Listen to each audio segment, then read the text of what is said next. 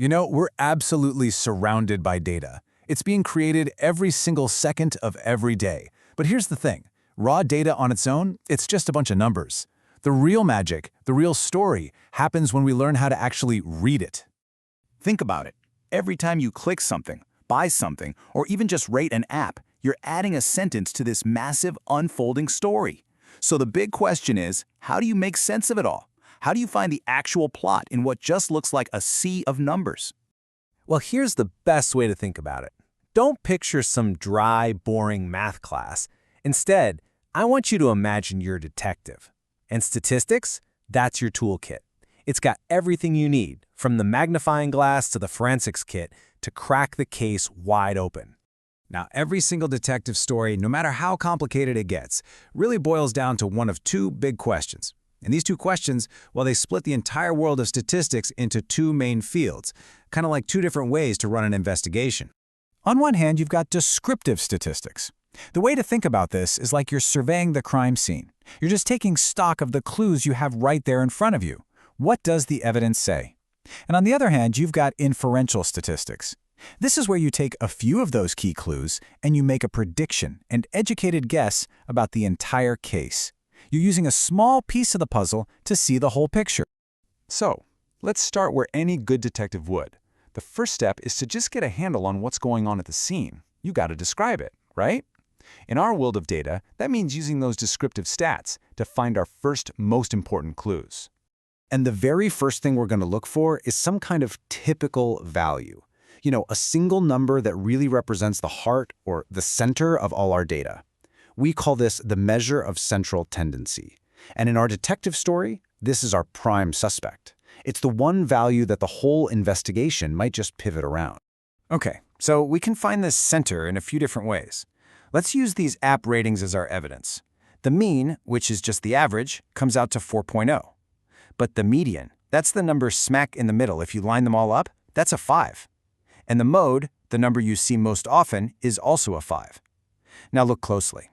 See that one really angry one-star review? That's an outlier, and it dragged the mean way down. The median and the mode, though, they weren't phased at all, which gives us a much clearer idea of what a typical rating really is. And this brings up a super important question for any detective. Which clue do you trust? The mean says the app is good, but the median says it's excellent. When you have those extreme values, those outliers, the mean can be really misleading. A lot of the time, it's the median that's telling you the truer story. It just goes to show, picking the right tool for the job is everything. But let's be real. Detectives almost never have all the evidence. It's usually impossible to talk to every witness or check every location. So they have to take what they do have, a small sample of clues, and make an inference, a big leap about what it all means. This is the absolute heart of inferential statistics. Now, to really get this, there are two key terms we need to know. First is the population. That's the entire group we're curious about, like every single potential app user on the planet. Obviously, we can't talk to all of them, so instead we take a sample. That's a small, manageable group, say 100 users we survey, that stands in for the whole group. And right away, you should be asking the million-dollar question. How on earth can we trust what a tiny group of 100 people says about millions of others? I mean, how is that even possible? It feels like a huge leap of faith, doesn't it? Well, the secret isn't magic, it's all about the method. A good sample has to be representative of the larger group, not biased. You can't just survey your friends, because they probably think like you do. The key is randomness. A truly random sample acts like a perfect miniature version of the entire population. Seriously, how you choose that sample is one of the most critical steps in the whole investigation. You know, a good detective doesn't just read a list of facts. No way. They pin them up on a big corkboard. They draw lines with red string. They visualize the evidence. And data detectives, we do the exact same thing, but we use charts and graphs. Because sometimes, seeing the data can reveal patterns you'd never spot in a spreadsheet. So, for example, a bar chart is just perfect for comparing different categories. Like with this chart, you can see in a split second that bugs are getting way more feedback than praise. It's simple, it's direct, and it makes it incredibly clear what people are talking about the most. A histogram is a little different. It's all about showing us the shape of our numerical data. So imagine we tracked how long it takes to fix customer issues. A histogram would group those times into bins, like 0 to 1 hour, 1 to 2 hours, and so on. This lets us see, Hey, are most problems fixed fast, or are a few really difficult cases skewing our average time way up? And then there's the scatter plot. This is our go-to tool for seeing if two different clues are connected. For instance, we might wonder, does spending more time using our app lead to higher user satisfaction?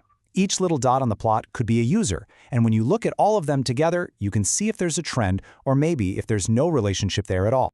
All right, this brings us to our final stop, and it's maybe the most important rule in all of data detection. Seriously, this is the thing that every seasoned analyst knows by heart. It's the one principle that separates the amateurs from the pros. And here it is: correlation is not causation. Just because two things happen together, it does not mean that one thing caused the other.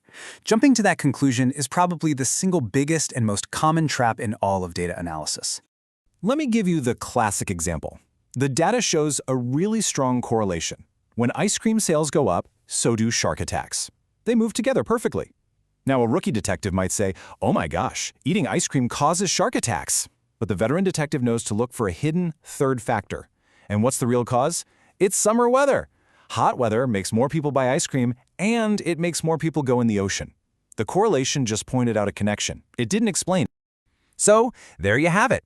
You've got the basic toolkit of a data detective. You know how to describe the scene, you know how to make that leap from a sample to the bigger picture, and you know the #1 rule of the game. The data's out there and it's just waiting to tell its stories. So the only question left is, what mysteries are you going to solve?